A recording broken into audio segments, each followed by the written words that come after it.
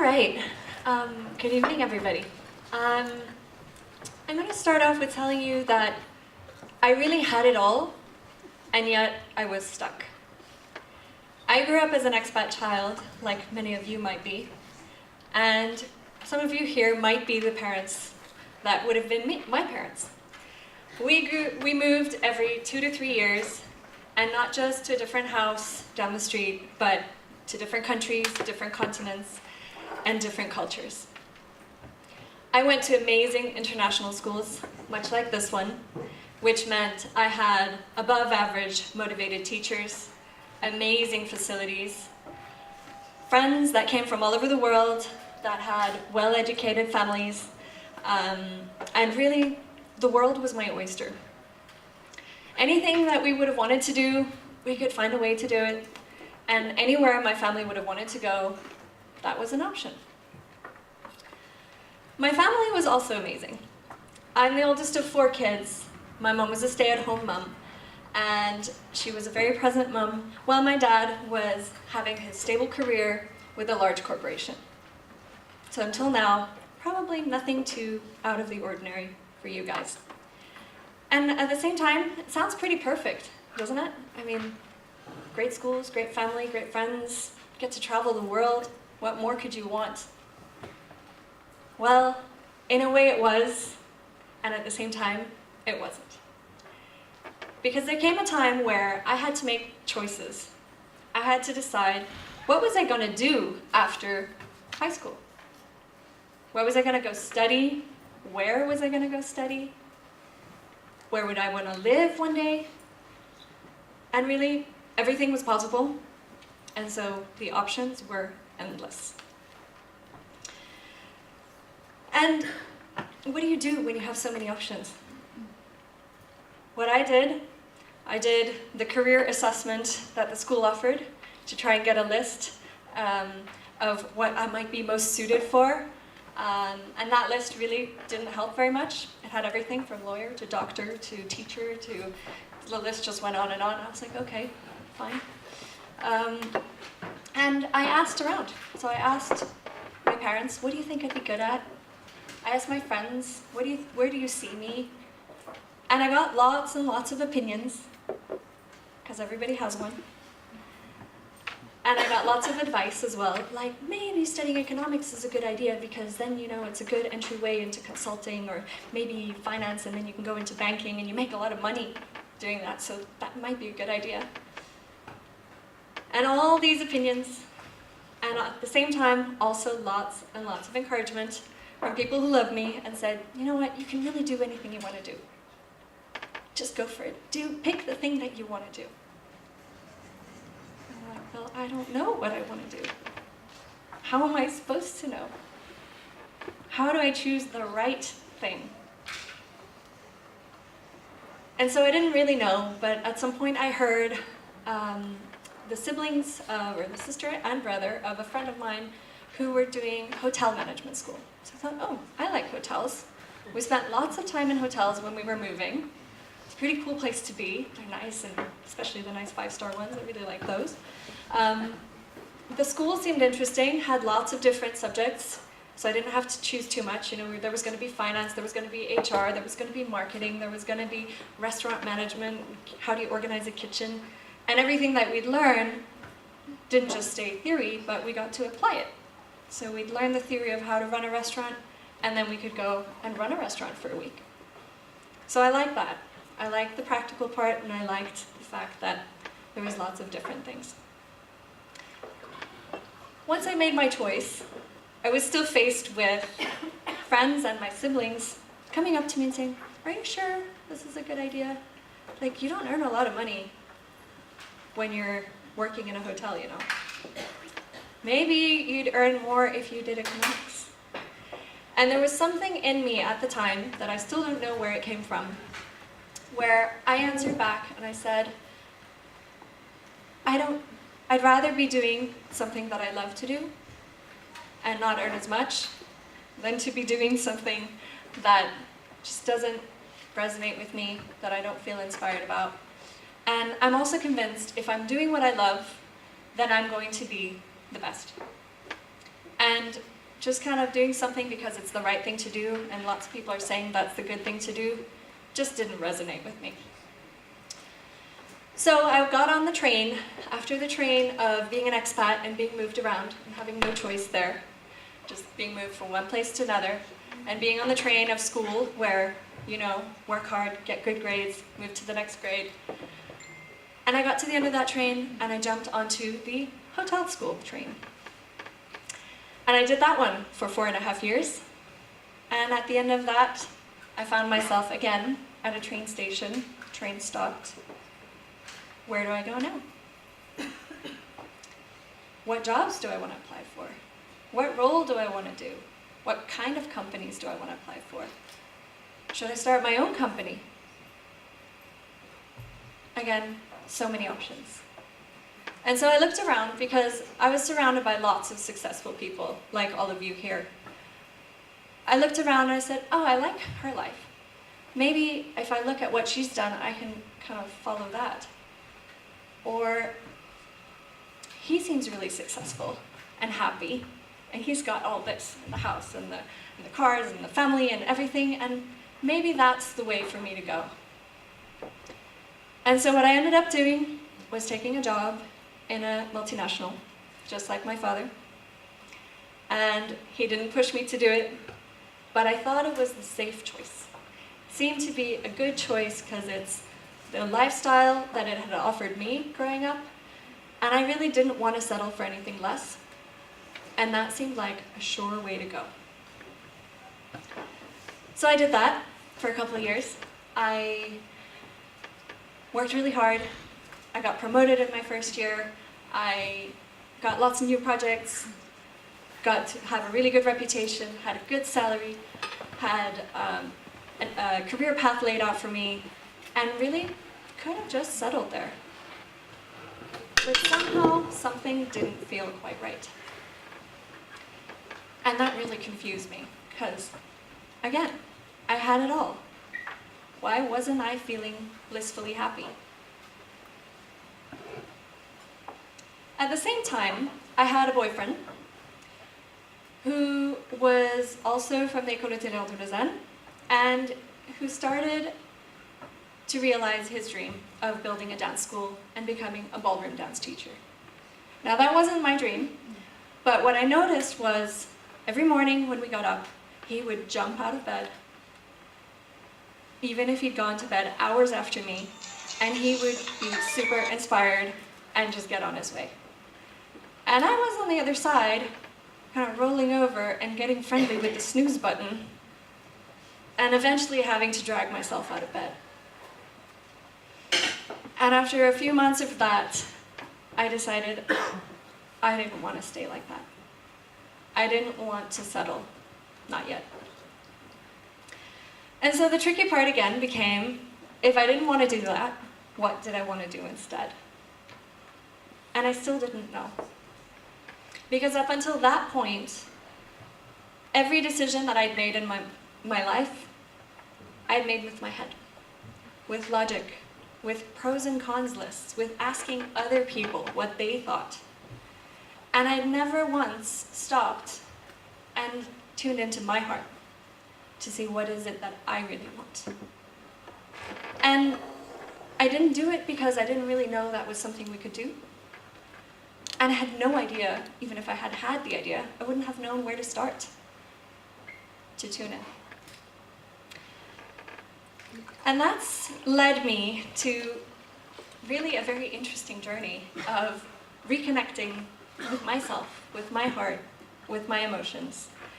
And what I've learned along the way are a few things that I really want to share with you tonight, so that you don't have to do the same painful journey that I did, where at 17, I was confused, I didn't know what I wanted. At 23, again, I had choices to make and I didn't know how to make them. So maybe if I share this message and I share the work that I do today, it might just help somebody. And actually, even if you're older than me as well, it's never too late. So there's the good news and there's bad news. The bad news is I don't have a nice little treasure map here that I can just hand out to you at the end of the presentation that has step-by-step guided instructions on how you're going to go to the land of happiness and success for all. Sorry, I wish I could. But the good news is, I have discovered that we have our personal GPS. And that personal GPS is not the one on your phone or in your car where you put in a destination and then it tells you how to get there. Your personal GPS is different for each and every one of you. And your personal GPS doesn't ask you to put in a destination because the destination is happiness, joy, fulfillment, and success.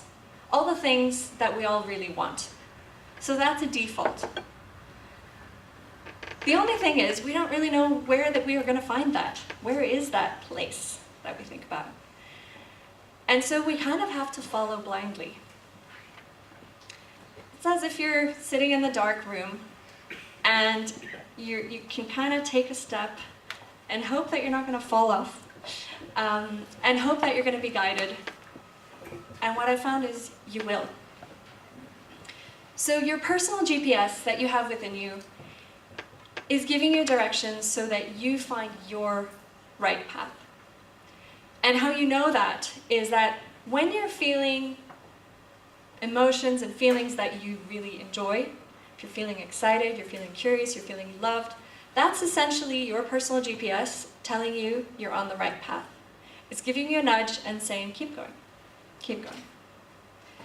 And sometimes we go a little bit off track. And then we feel something's wrong. Something just doesn't feel right. I'm not really sure why, but I just kind of feel down.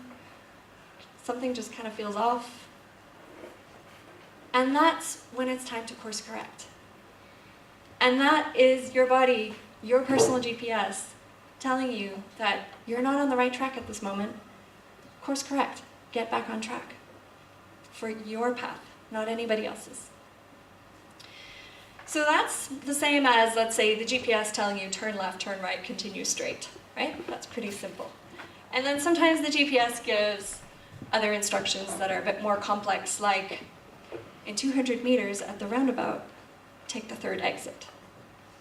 Now your personal GPS is not going to be that specific in terms of north, south, east, west, but it is going to give you messages that you might not understand yet. Think of it as if you were listening to a GPS where you didn't understand the language. And so these more specific messages that come from your personal GPS are the different emotions. So if you're feeling anxious, or when you're feeling anxious, because it happens to all of us, that's not a sign that we should panic or just shove it under the rug. That's actually a sign that there may be a danger, there may be something we're not ready for, and it's there to help us along the way. So, full disclosure here, last night I was still preparing this presentation, and I was feeling really nervous and anxious, and I now know that those feelings are just forms of fear, and fear really just wants to help us to protect or prepare. So in my case last night, the fear, the anxiety, was helping me to focus and to stay up all night, or not all night, but until I was ready to be ready for today. So you guys who are studying still now, you might recognize that. If you have a big paper due the next day, if you have an exam coming up the next day, all of a sudden you have this energy to stay up and stay focused. That's fear. That's fear helping you. And then we have other feelings like anger. And actually, if you're feeling angry about something that's happening around you, or something that you see happening in the world, it might be because part of your path is to do something about that. It might be that you just need to set some boundaries and say, no, this is not okay with me. Same thing if you're feeling excited or curious about something. There, it's about continuing on, going for that thing. If you have this little inkling that you might like to try singing, go sing. That was my thing. For For those of you who know Steve Jobs, and a bit about his life, one of the things he randomly studied when he was at university was calligraphy. And at the time, he had no idea why he was studying that. He just felt interested and curious about it. And a few years later, he used what he learned there, and he created fonts that we now use every day as if it's existed forever. But that came from a random thing that he was interested in. Didn't really know why, didn't see the point, but just went with it anyways. And later on, it led to something greater. So follow those feelings. Follow those feelings that feel pleasant to you. And if you're feeling something unpleasant, think about, what is this trying to tell me? What's the message here? The other thing that I had to learn along the way was that sometimes the signal for my personal GPS was really clear, and sometimes it wasn't. And the things that made a difference for me were how much sleep I had. I now know that I need to sleep 8 hours per night, at least, for me to be at my best. I now know that if I meditate regularly, I'm also better.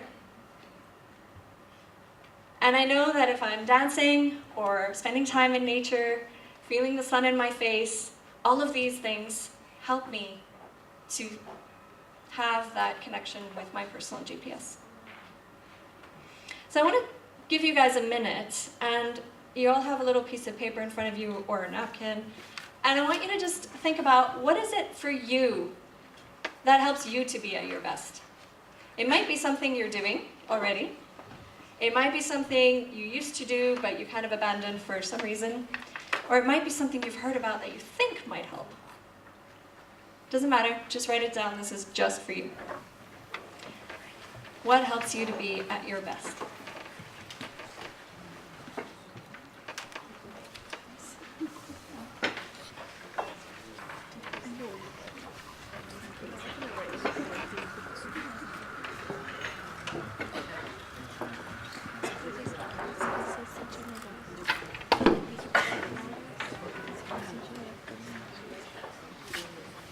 And when you have those things, write down a number out of 10 next to them as to how much you're doing those right now. 0, you're not doing it at all. 10, you're doing it regularly, as much as you want to be doing it.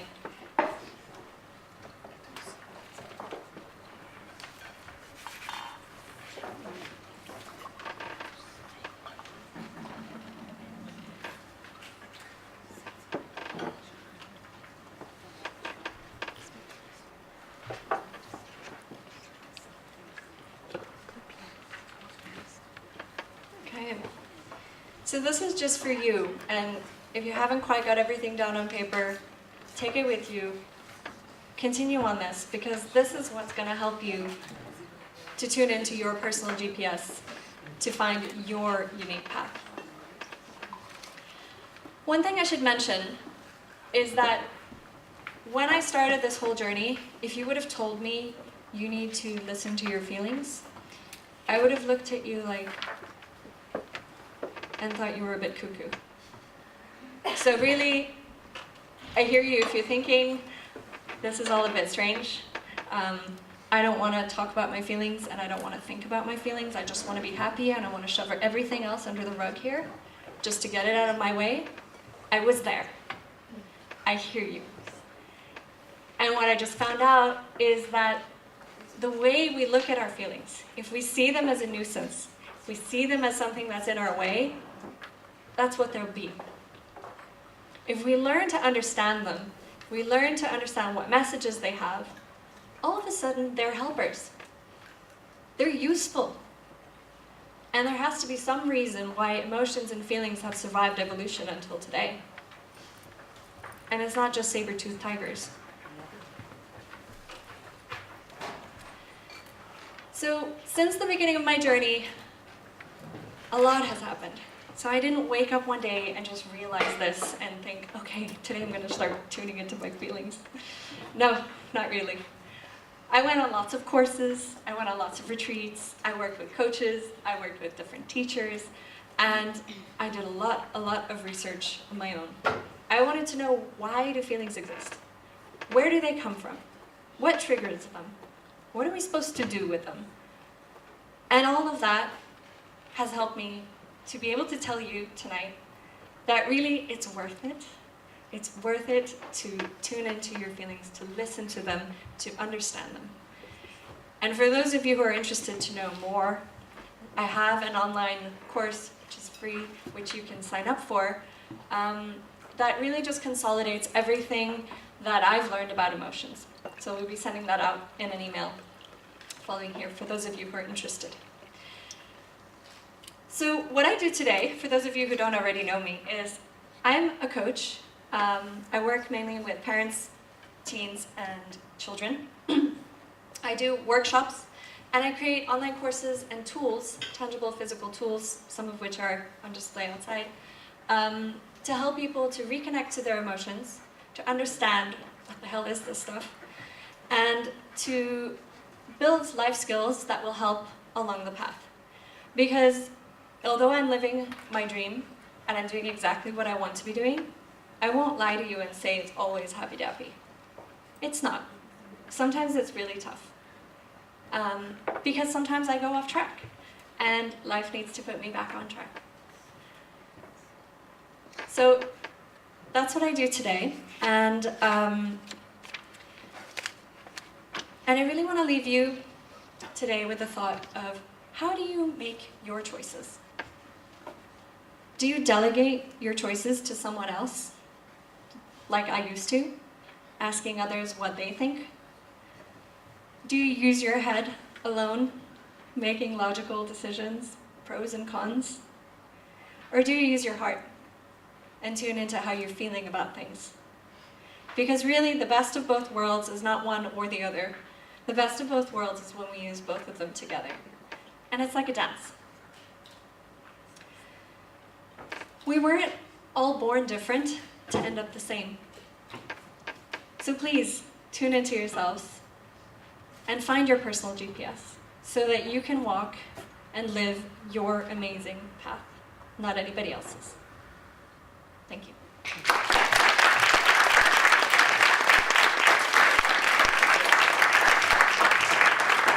I'm going to pass the mic over to Louise, who was one of the very, very important people on my journey that helped me to be where I am. And she's going to tell you a little bit more about what it takes to really live and craft your career. So what does it really take to create inspiring, meaningful work that has real impact? Now, I wish I'd known the answer to that question when I started, and in terms of looking for my career and started on my career path. And the reason why is, if I'd known, I wouldn't have got it so wrong. In the introduction, you mentioned that I was once a lawyer. So I was once a successful lawyer in the City of London. And I thought that I had really made it. Oh, I'm competing with phones. It's always a bit tricky, things. And I thought I'd really made it. You see, I had a great career path in front of me. I was working in a law firm that was so prestigious that it was called a Magic Circle law firm in the City of London. I had a great salary, and I had the nice apartment, the fast car, and I even had the right lawyer boyfriend. I can tell you, my parents were really happy with me. And you see, I ticked all the boxes of success. The thing is that I had a dirty secret, and nobody knew what it was but me. And that dirty secret was that every morning going into the office, I wanted to cry. And I didn't even know why. And so what I would do is, you know in London how you have the double-decker buses? Yay? Yeah. So I would sit on the top of the double-decker bus, and I would dig my nails into my hand to stop myself from sobbing. And you see, I hadn't had the pleasure of meeting Manuela by then, so I didn't know that actually I should be listening to that place inside of me that wanted to cry. And so what I did is I kept pushing it down. Luckily for me, everything came crashing down. On the 10th of December 1999, I was admitted in the hospital.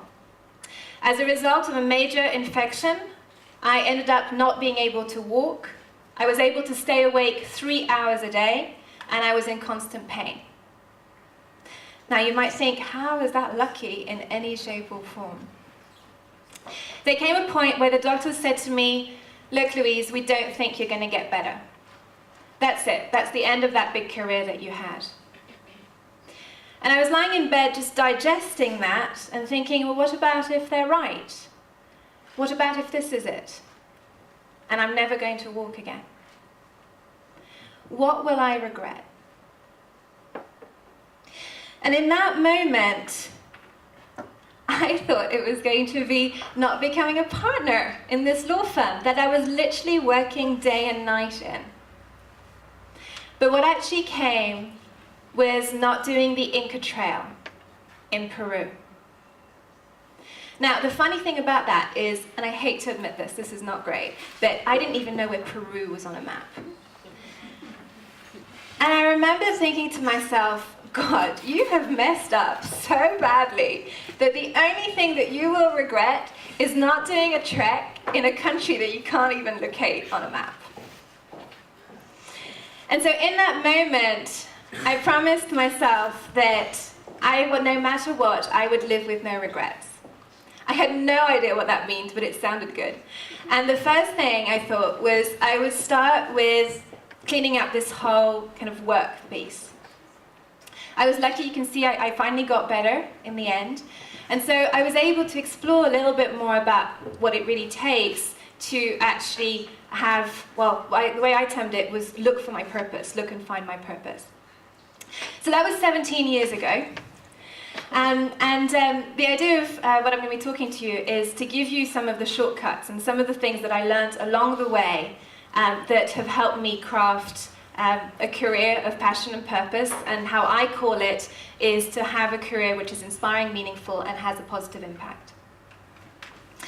So on my journey, I've tried lots of different things, okay? And most of the things that people try when they think they want to look for their passion or look for their purpose. So I did a career change. I ended up working in human resources. I also, actually, hang on. I've got photos for this part, so let me just kind of go back. So this was me in my law days, getting actually my legal solicitor certificate from the Law Society. This was kind of much more me in terms of changing careers.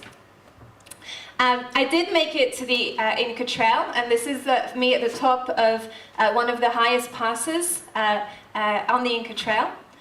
Looking a bit sweaty, I'm afraid, because it was quite high. And so ultimately what I did is I did the things that we traditionally do. So I took some time out. For some of you it might be a gap year. For some of you it might be what we call a sabbatical. I went to South and Central America. I also went to India, because that's what you do when you're looking for yourself and looking for your purpose. I also set up, actually not just one, but I set up 2 businesses. I set one up in London and also one in Switzerland. And I also did the whole, what we call the dream laptop lifestyle, where you can work from anywhere. So I worked from a ski resort for quite a long time. That was cool, enjoyed that. I've also helped set up a social enterprise around sustainability. So I think I've covered a lot of the bases when we're kind of looking in terms of that area. So what have I learned? The first thing is that the most important thing, and I wish I'd really known that at the beginning, is that you need to base your work on your own innate potential. So what does that mean? You all have potential. And it's stuff that usually you just do naturally without really thinking about it. And your work needs to be based on that. That needs to be the foundation. And in my experience, we don't spend enough time really thinking about, well, what is that innate potential? And so very quickly, we kind of try and look for a job. We kind of look at the different options. There's lists. But we don't have enough time to actually look at ourselves and say, hey, what about me? What am I actually made for? And the thing that's really important is to spend more time looking at that. So how I ended up where I was, which is what I call successful, but something missing, and what was missing was me. I had all the things that you can tick, all the things that you can want, but I wasn't in my work. I wasn't even in my life. And the reason I actually ended up there is, you see, I actually wanted to study psychology at university. And I ended up going to see my grandfather. And so having a chat, and he's saying, so what are you going to be studying? And I'm like, I want to study psychology. And he said, oh, why do you want to do that? Because actually, I want to work with people. He looked at me and said, I have been a doctor for 50 years. I see people every day. I promise you, you don't want to work with people. But I like people. There are only 3 careers that count. You can either be an accountant, or you can be a lawyer, or you can be a doctor like me. Because then you'll have a proper career. And I'm not sure this psychology thing will lead you to a proper career.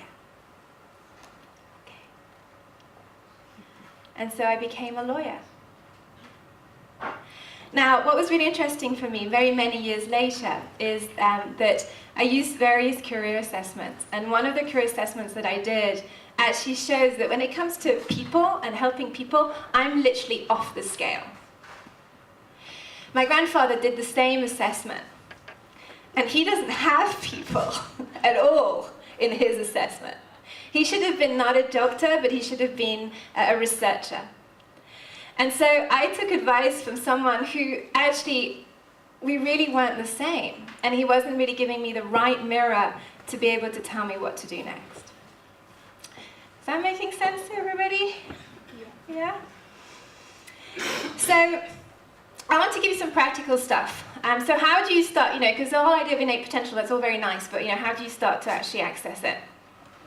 So I'm going to give you 3 tools to do that. And the first thing you're actually going to share with somebody, so find someone near you. Okay, start looking at them, because I'll give you instructions in a minute, so you know who you're going to be working with. Okay, so if you haven't met the people on your table, this is your time. So the first thing that I'd like you to think about, so one of the things is, I want you to, what I discovered is that we actually play our potential when we're children. So up to the age from about 8 years old. So for some of you, you might think, well, that's quite close, I can still remember. For others of you might start to think, God, that was a long time ago. Okay? So wherever you're at, just start those kind of parts of the brain working. And so I want you to start thinking to yourself, okay, so what did I used to play at when I was a child? Now, this isn't just any game. These are the things that you really love to play. And if you were kind of left to either decide what everybody else played at or to your own devices, that's what you would do. Now, I'm going to share my very embarrassing games that I used to play. I used to spend hours on my bike, and I would imagine that I was going to this really good place that was really bright, and I had all these people behind me, and we were going to go to this better place together. Okay, I was little, all right? So I didn't really know what it meant to really help people change to better places. The other thing I did, and this is super embarrassing, I would spend hours in front of the mirror imagining that I was speaking to groups of people. So I've been practicing since I was about 5. Okay, so, and in my experience, I've worked with many people, with hundreds of people in this area, and in my experience, it's amazing how we all have different games that we used to love. And so I'm just going to give you a couple of minutes just to turn to someone next to you and just see, what were some of those games? And if they're embarrassing, well, that's it, you'll be with me. And if not, well, go for it. So just kind of 10 minutes, it's talking about what is it that you used to play at as a child? Go for it. So I played fights on the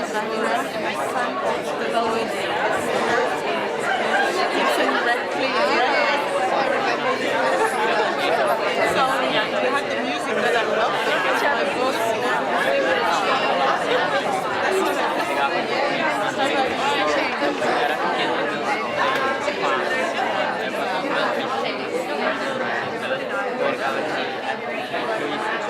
dell'infanzia più sbagliata.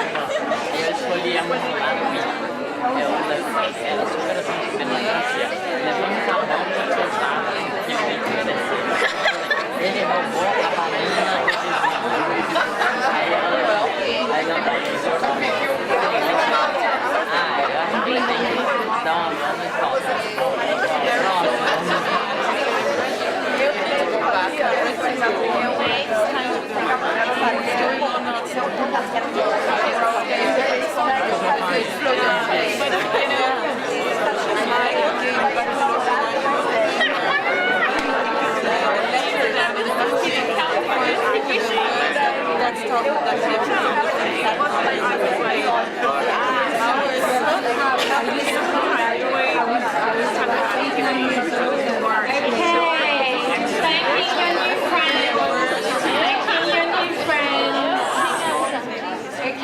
Just coming back.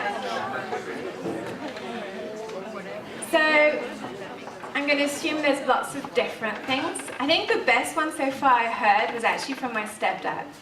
And when he was 9 years old, so what you need to know about him is that he's a successful serial entrepreneur.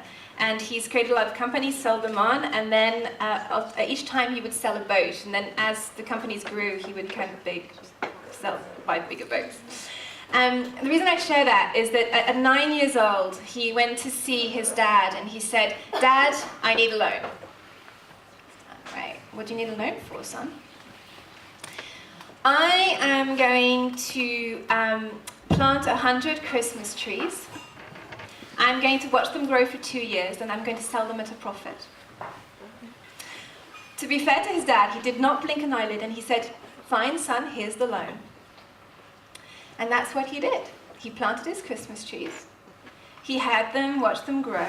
I still have no idea how he got himself organized to get all that done. Sold them at a profit, and he bought a boat. So yours may not be so as precise as that, but what I know is that in your games will be the roots of some of the things that are connected to your natural and innate potential. So start getting curious about what does it tell you about your true potential. Another thing to look at when you're looking for your potential is something called flow. And flow, they're the moments when you're doing something and you get completely lost in time. So I don't know if you've ever had that, where you do something and it's like, you think it's like an hour, and then you look at the clock and it's like 3 hours later. Anybody had that before? Yeah? So usually in that time, what's happening is, we're lost in time, we're usually enjoying it, right? Yeah? And often we're also quite good at it. So that's what we call flow. And what research has shown is for a long time what we thought was that in order to realize your potential, you had to actually focus on competing. Get the better grades, get to the top of the ladder, whatever it is. And what research now shows us is that actually we are at our best and we give our best performance the more in flow we are.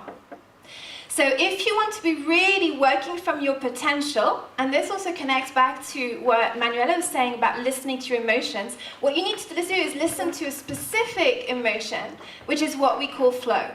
And the more you're in flow, the more you're getting work that's in the foundation is actually in your potential. Is that making sense to everybody? I have this kind of sign because I can't ask you individually. So this is my, yes, keep going, I'm with you. This is interesting, not sure. This is, you completely lost me. Okay? All right, I've got some of that. Okay, you get to ask questions later, okay? So that's the second thing is, and I want you to start thinking to yourself, one of the things, start thinking, when are your moments of flow and how can you be more in flow in terms of everything that you do?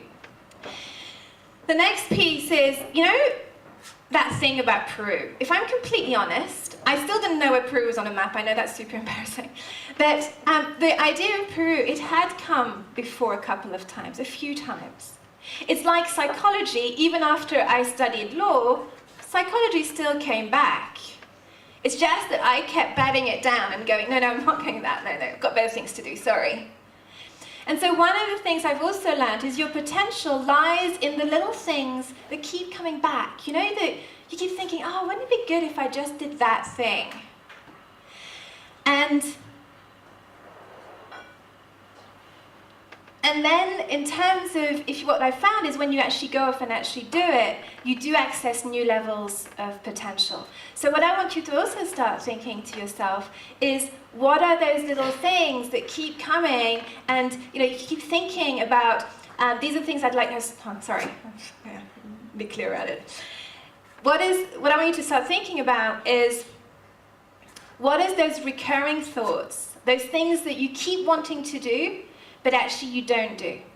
And what I would like to challenge you is, in the next 2 weeks, go and do one of them, or at least plan to go and do one of them. And what you might find is you might find flow there, interestingly. So the 3 things around your potential are, the first thing, think about the things you used to play as a child, find flow, start to follow flow, and go and start doing those things that don't make sense, because this isn't a rational process. It's just an emotional process. Go and do them, because that will help you start to gear you back towards your potential. So that's all I want to say around aligning to potential. I want to give you a few more things. One of the other things I really had known, I wish I'd known, was how to combine fulfillment and paying the bills. And let me explain the problem. So on here, you'll see, this is how we usually look at work and the world of work. Can everybody see here? Yeah.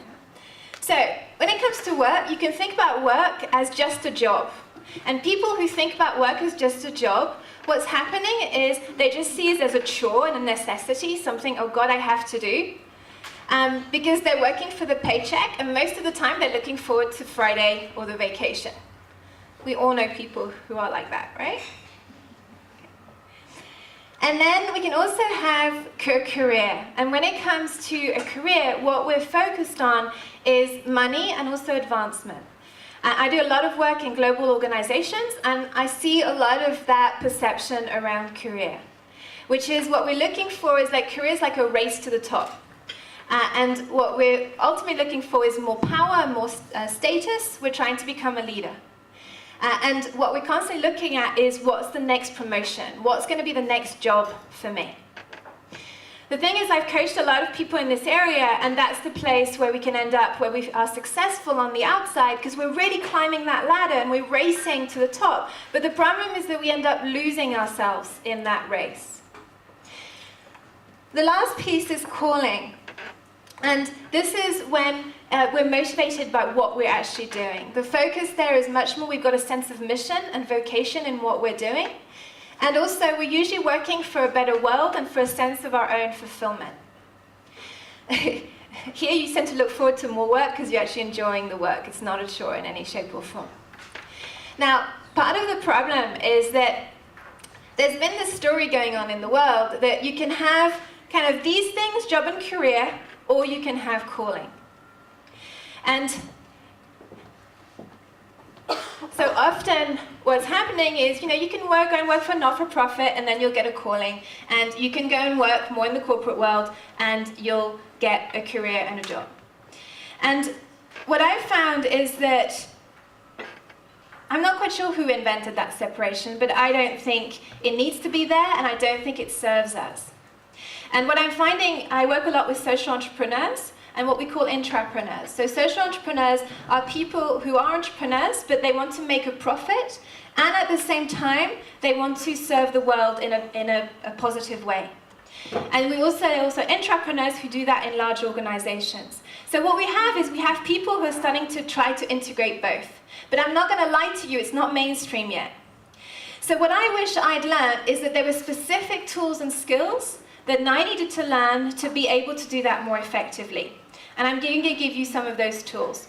And you know the title of my talk is called Positive Energy Leadership, and the tools are all around becoming a positive energy leader. So what does that mean specifically? Okay, so the first thing, there's 3 skill sets that you need to learn. The first is to be and stay inspired. I will explain each one in a minute. The second, you need to actually create your ideal work.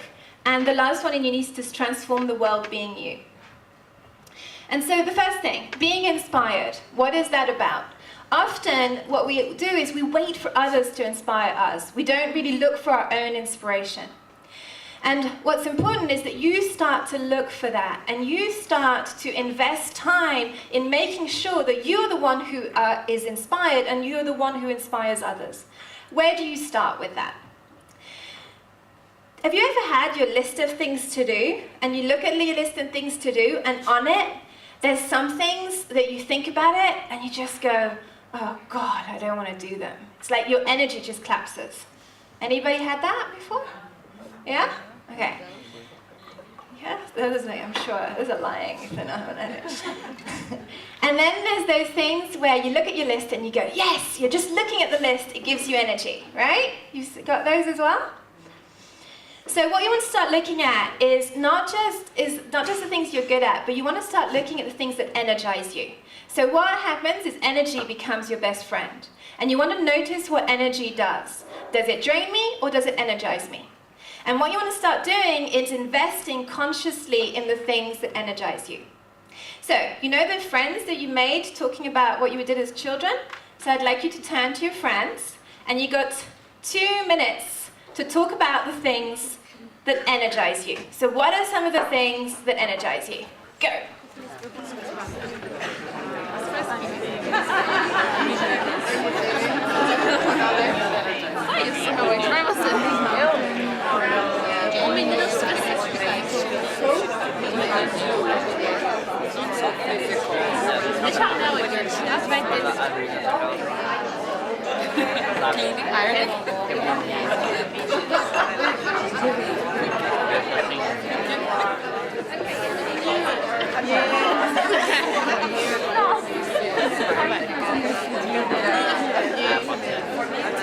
Quando eu sei que eu vou ver esse menino no weekend, aí a semana inteira, feliz que Saturday eu vou ver. Que Saturday eu vou ver.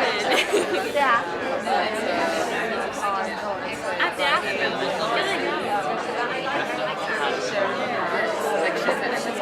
Tem uma vantagem. Deixa eu falar.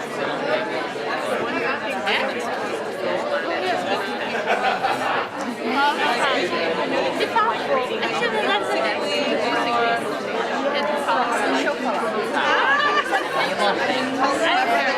Thinking this person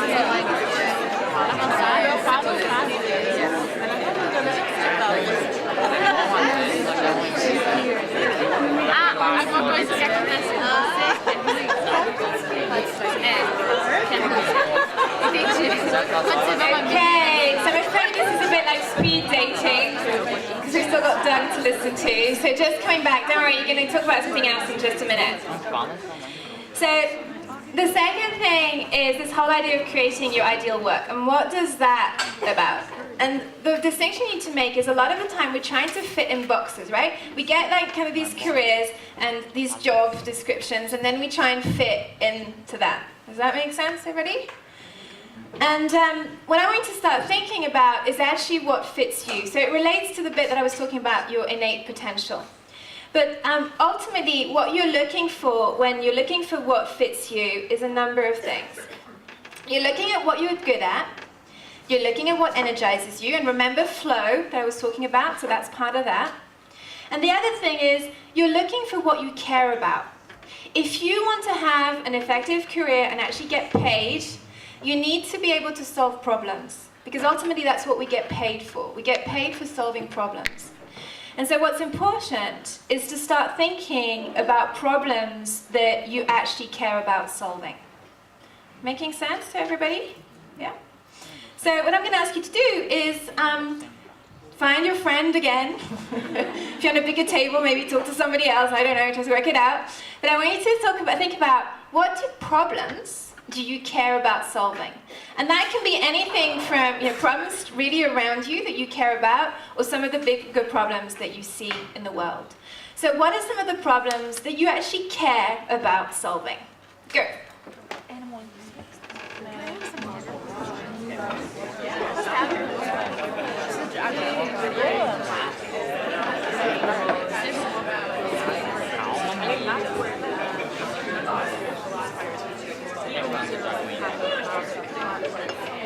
Nossas mães.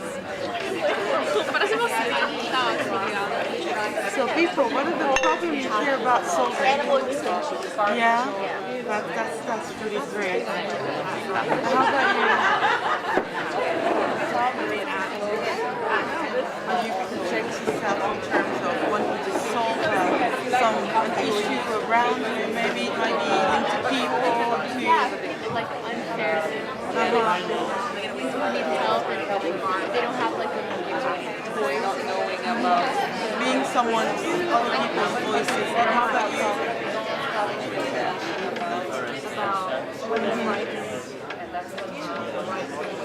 Nature as well.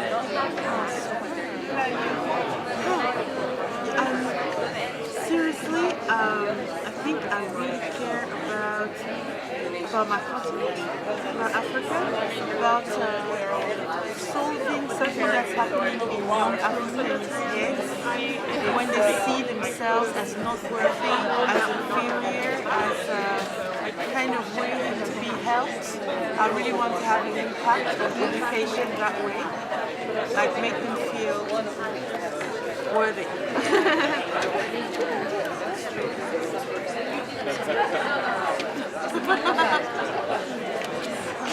And our education. Oh yeah, totally. Oh, that I care a lot Okay, and about. saying thank you to your friends, and saying thank you to your friends. And you see the problem that I had when I was a lawyer was that I wasn't in flow in what I did. It wasn't energizing me. And to be honest, I didn't really care enough about the problems that I was solving. I was very good at being a lawyer. I was a litigator, and I used to win cases for my clients. For a while, I was also a mediator, so I was solving a lot of problems and a lot of conflicts. But I didn't just care enough about it. So it's important for you to start thinking about something that you actually really care about. And the last piece, I talk about transforming the world being you. Now, what the hell does that mean? What that's about is you need to learn to influence. If you want to be able to create inspiring, meaningful work that has real impact, you need to learn to influence. That's one of the biggest skills that you need to master. The reason I was able to do my career change is I was able to go and see the head of HR, human resources of the company I was in, and I managed to convince him to create a job for me in human resources.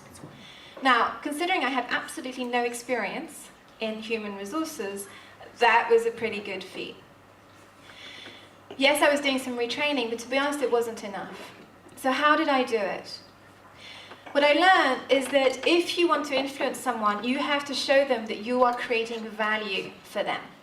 So you're giving them something that they actually want. That's what influencing is about, and it's as simple as that. And so the last piece and the last set of skills that you really need to master is that piece around learning to influence in a way that you show people, hey, I'm showing up and I can create value, and value that's important to you and that you care about. And one of my coaches once said to me, how are you the solution to someone else's problem? So I told you that actually getting work is a lot about solving problems. So you want to be solving problems that you care about, but you also want to be the solution to someone's problem, i.e. someone has that problem and they want to pay for it because they want it solved. That's ultimately how you make money, and that's ultimately what jobs are really about. And so what you're really looking at is, what do other people need? They need to feel like it's an urgent problem, and they need to be willing to pay for it. So what I need to think about, and I'm going to leave Doug to speak in a minute, so this is a question for you to think about later, but what are the problems that you see people have that you can actually solve? Because if you can show that through your innate and true potential, you can solve problems that you care about, and that other people, that it matters to them that they get solved and they're willing to pay for it, hey, that's magic formula. That's how you're able to get paid for doing stuff that's fulfilling and that's meaningful. You still with me? Yeah? Okay. So, on this journey together, I've talked to you about how it's important to align to your innate potential, how it's really important to master the skills of being inspired, creating your ideal work around what fits you, and being able to influence others. And the last thing that I want to leave you with is that the people around you matter. And what does that mean? when I changed careers, you can imagine my parents were not super happy about that.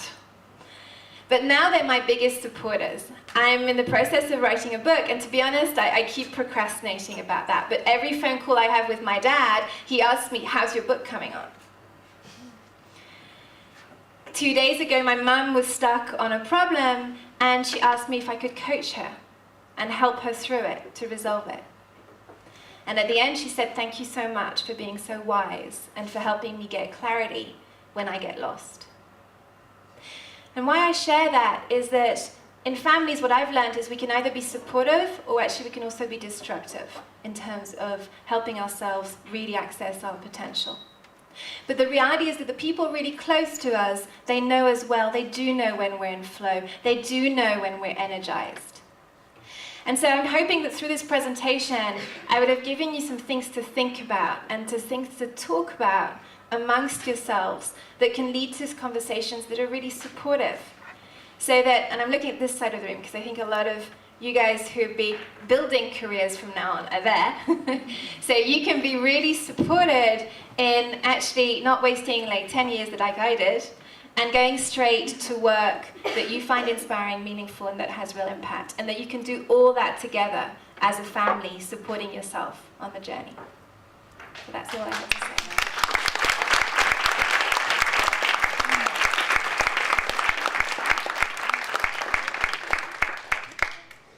And I'm now going to leave you with Doug, who's going to tell you how he did it.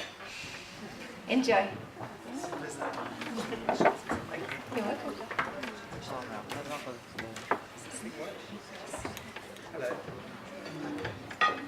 It does. Great. So, good evening to you all.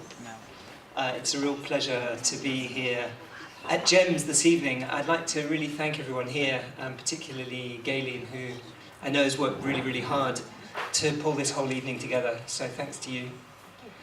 And big thanks as well to Manuela and Louise, who have shared their wisdom with us this evening and who have really set the stage for me to come and tell you a little bit about my story and my approach to crafting your career. So recently I was on a trip traveling to pull together various different parts of a few different projects I'm working on at the moment, and I stumbled across a quote which was by Joseph Campbell, the American writer, and he said, "We must be willing to give up the life we have planned, so as to live the life that is waiting for us." We must be willing to give up the life that we planned, so that we can live the life that is waiting for us. This touched me a lot. I know that my family definitely had big plans for me, but none of them came to any kind of realization. At school, I failed everything. Everything. I was sent off to boarding school at 8 years old, and stayed there until I was 13. At 13, I had to take some exams to get into the secondary school from the preparatory school that I was working at. Of course, I failed then. And so I ended up being sent to a private school in London to try and salvage whatever there was to salvage. I scraped through my O-levels. You know O-levels, English school system, the O-levels? Okay, so that was the exams that we took at like 15, 16.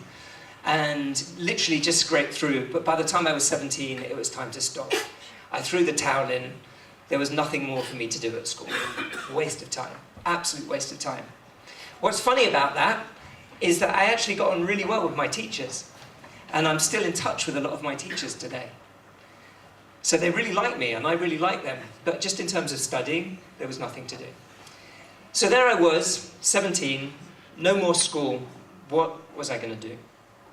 So I was very fortunate to have an older brother and an older sister who I looked up to. My brother's 10 years older than I am. My sister's 12 years older than I am. And my brother, who managed to get through his schooling and become a chartered accountant, so he was a success in the family's eyes, he actually started a ski company. So I thought to myself, here's an opportunity. I'm going to learn everything that there is to learn about the hotel industry, about going to the mountains, about skiing, about guiding, and I'm going to start working with my brother. That was my plan. So, that's what I did. I wrote to all of the travel companies that I could write to in the UK, and I ended up landing myself with a job in Cromontana, just up the road from here, washing dishes in a hotel. And it was a great first season. I got to ski all day, every day, and then in the evenings I was washing dishes in a hotel. Very cool. And after that, then a family friend helped me get a job as a plagiste, so working as a beach bum on a beach in Cannes, in the south of France. So this is what really taught me about work, because we were there at 6 o'clock in the morning, cleaning the beach, laying out all the mattresses, serving the clients when they came down. So in the end, it was between 13 and 14-hour days, 7 days a week for 3 months. So this was proper work. This was proper work.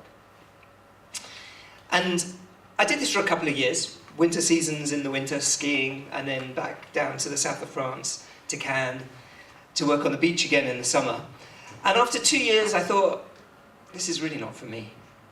So despite the fact that I had a plan, I realized that the plan was flawed. This was not the life that was waiting for me.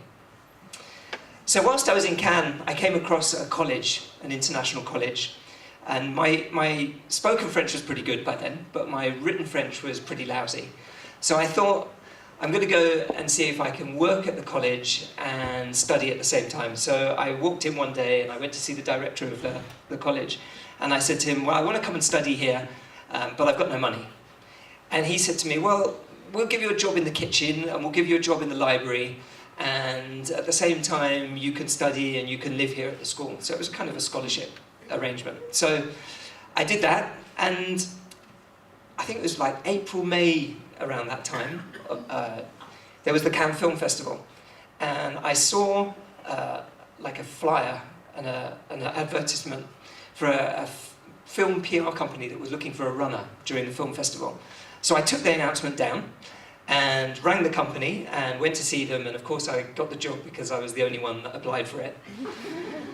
And this ended up me working in film and television for 8 years. So I started off basically as a runner, and little by little I worked myself up the ladder, and I became an associate producer for BBC documentaries.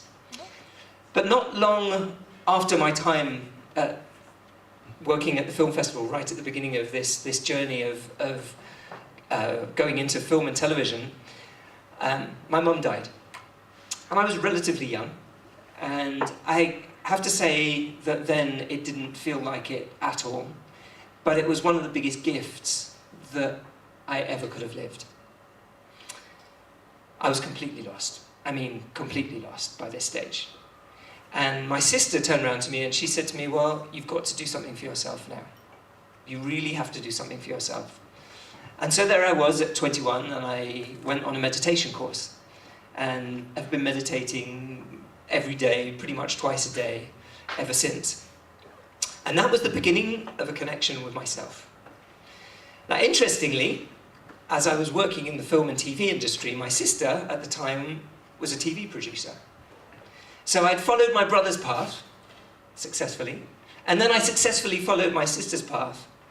But I didn't really know, even when I was working in film and TV and having a great time working in film and TV, there was something missing. There was something that just wasn't true for me, even though I was living a really exciting time. The last 2 years when I was working in TV, I got to work on an amazing film. It was about African elephants. And I got to travel all over Africa, making this film about elephants. And the film was very much about how elephants adapt according to their habitat. So in the Central African Republic, in the rainforests of Central Africa, the elephants are much smaller. They're like pygmies because they need to be able to get through the forest. In Namibia, in the desert, the elephants walk 80 kilometers every day between food and water. That's their life, walking backwards and forwards. So they have these huge long legs and big splayed feet so that they can cope with the sand dunes. But what was most striking was the elephants in Uganda. The beginning of the 80s, Uganda was the main source of supply for the ivory trade. And so a lot of the elephants were killed. And the tusks were, of course, turned into ivory, walking sticks, and all sorts of different ornaments. And just 10, 15, 18 years later, when we started making this film, none of the elephants in Uganda have tusks. And that was partly because it was the elephants without tusks that survived, that weren't killed. But actually, even in one generation of elephants, they managed to adapt to their surroundings. And I figured that if elephants could adapt, then I must be able to. This was really big learning for me. I remember as well my love for Africa.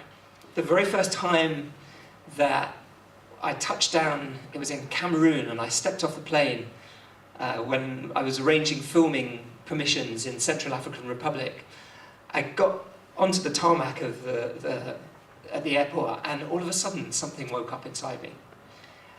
And whilst I'd been meditating and going inside and connecting with myself and connecting with myself and going inside and connecting with myself, I always felt like a loner. And there was no possibility for me, really, to be able to connect with other people. It was really interesting. Beware of that, yogis and meditators, because it takes us in, but we also need to be able to go out. We really need to be able to go out. And so, when I stepped off the plane in Cameroon, this was something really special for me. Something woke up inside me. And at the same time, more or less, a friend of mine in Bristol, where I was living and working for the BBC Natural History Unit, they said to me, come on a djembe workshop. And I said, djembe? What's a djembe? And for those of you that don't know what a djembe is, I brought one with me. A djembe is one of these African drums. And so I always had like this strong interest in drumming and rhythm and music. And so I went on this djembe workshop, and I vowed to myself, I promised myself that at the end of that day, that I would go to Africa and I would go and study the music of this drum. So after 2 years of just a mesmerizing, fantastic experience of making this film about African elephants, the BBC then offered me a job making a film about gorillas. And when I put the budget and the schedule together, I realized that I was only going to get between 7 and 10 weeks travel in 3 years, which is how long it was going to take us to make the film. And I thought, I can't do this anymore. I can't sit in an office anymore. Just can't do it anymore. I can't do it anymore. And it was time for me to keep the promise that I made to myself. So I turned around to my boss and I said, I love you, I love you, I love the BBC. This has been an amazing experience. I'll train up whoever you want me to train up, but I have to go now. And so I took myself off to Africa, and I booked myself a ticket, and I found myself a teacher. I started off in Gambia, then ended up in Senegal, and then Guinea, and found myself a teacher, and I planned to go for 6 months. And the very first 3 weeks, I had a totally miserable time. It was awful. It was absolutely awful. And after 3 weeks, there was one morning I just couldn't get out of bed. And I started sobbing and sobbing and crying and sobbing. And I thought to myself, why have I made this choice? Why did I give up? I mean, the talk that was going on in my mind, the grief that I was giving myself, I made a bad choice, I'm never going to be able to work again, how am I going to be able to go back to the BBC, what am I doing here in Africa, I don't understand anything, every time my teacher tries to show me something I don't understand anything, I'm absolutely rubbish, just like I was at school. There was this going round and round and round, and I was just crying and crying this morning. Anyway, I sobbed and sobbed and sobbed, it felt like hours, it was probably only about half an hour or 45 minutes. And I think that there's something about crying and emotions which is really important here, is because if we have a wound or we cut ourselves, the very best thing that we can do is go into salty water, because salt is very cleansing. And when we cry, our tears are salty, and they have the same cleansing property as seawater does. But we have to go to that place. We have to go to that place and explore what's inside us in order to be able to really find the reason why we're here. I believe that's how it works. So anyway, after this cleansing experience of however long I was crying for, I came out and I sat down to go and play with my teacher. And almost instantly, because I'd let go of something, I realised that he was left-handed. And for the first 3 weeks of my trip, I was sitting next to him trying to copy what he was doing. And all I had to do was to sit opposite him. And that was the solution to the problem. And sometimes when we're so loaded with emotion, we don't see the solutions, we don't see the bigger picture. And so it's really key for us that we just let go. We just let go. We just let go. We're human, we have this capacity, and we need to be able to use it because it's something that we can use.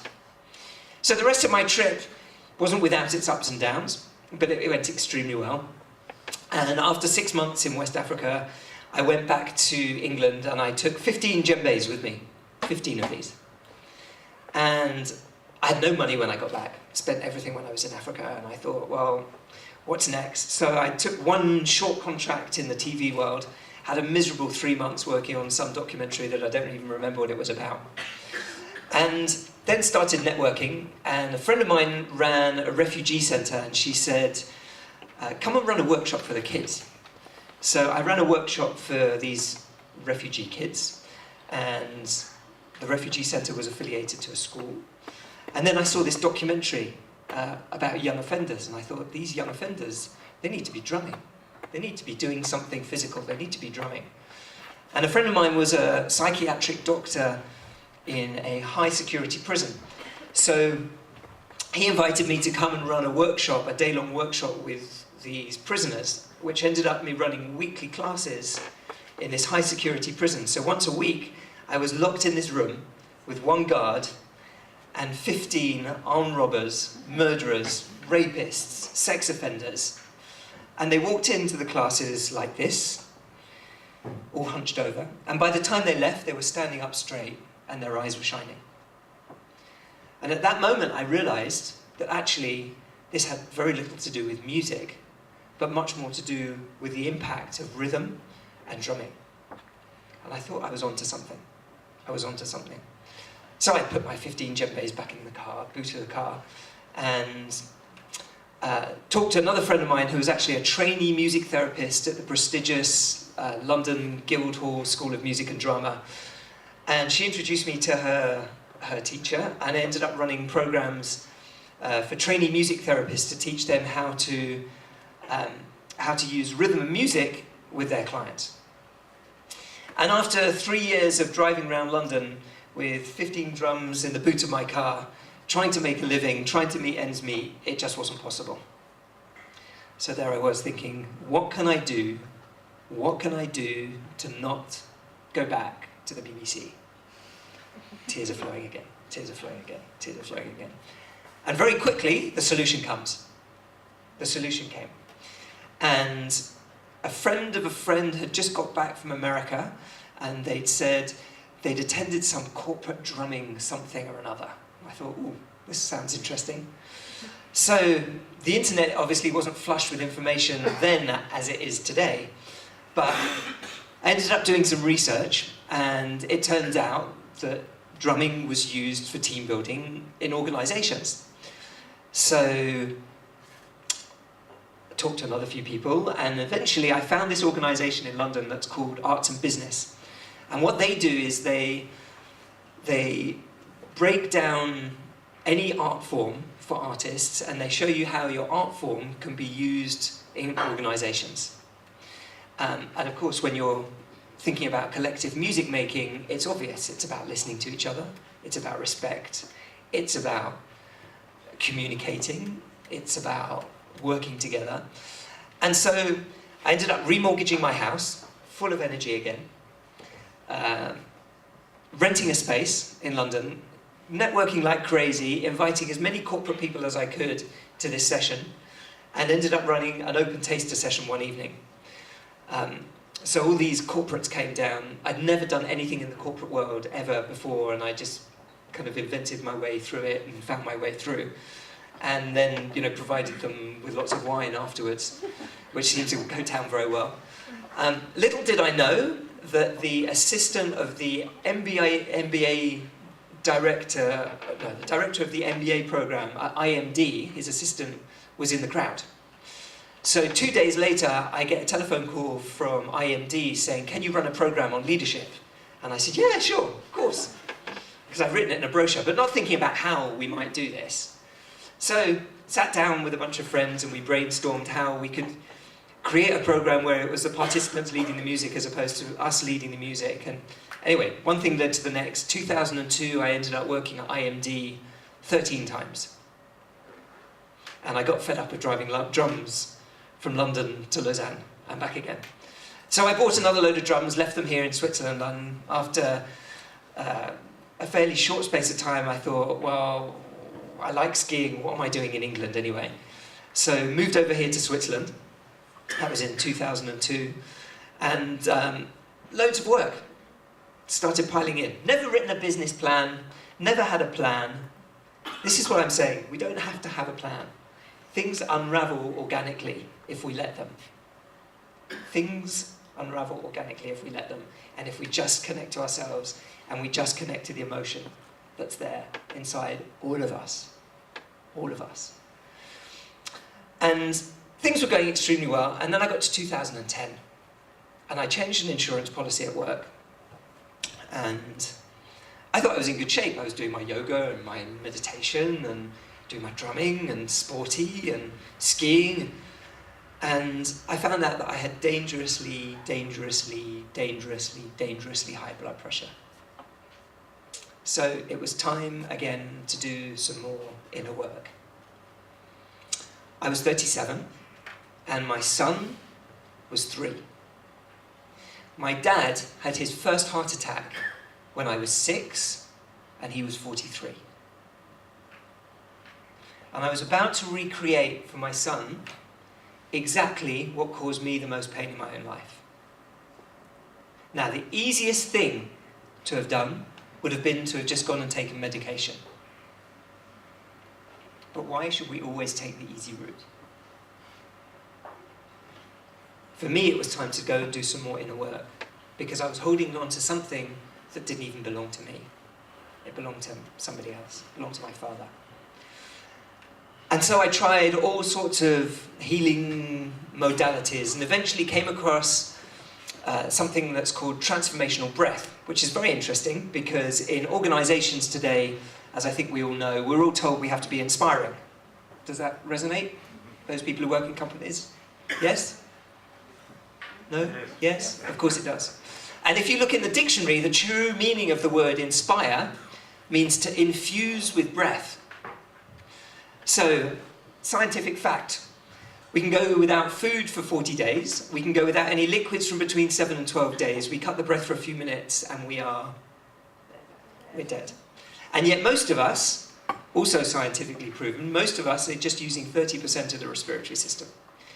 So this methodology was about really opening up and getting to the core. If we think about the ancients that call the breath the prana, this was about going back to the core. So the question is if really our life force is our breath, why would we only use 30% of what's keeping us alive? It's kind of an interesting thought. And the reason or the theory behind it is that when we're born, the very first breath that we take, when our lungs are full of mucus, is probably the most painful experience we ever have. So somewhere in our subconscious it says breathing equals pain. And we know this, particularly those of us who are parents and with kids. You know, what happens when our children are about to cry? They bite their lip and they hold their breath. When we're walking down the street and we hit ourselves against something, what do? We hold our breath. And so little by little, little by little, little by little, we close our respiratory system. And this technique is about opening it again.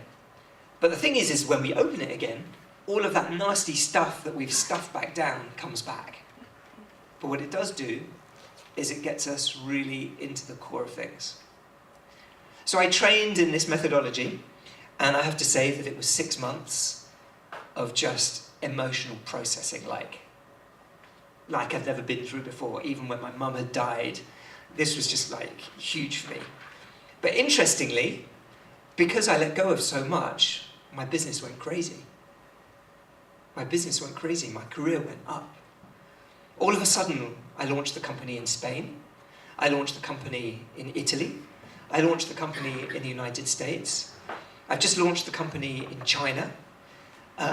In 2011 and 2012, I created a stage show which we call Do You Speak Djembe? It's an interactive stage show, and everybody in the audience gets one of these, and we have the entire audience playing with the musicians on stage.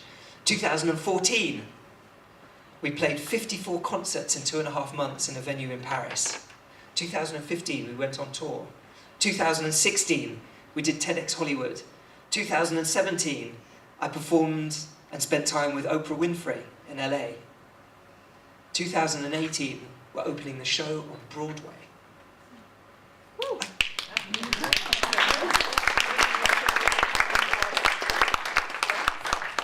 Well-being festival. What I want to tell young people is you don't have to have a plan. I never, ever, ever, ever considered that any of this was even possible.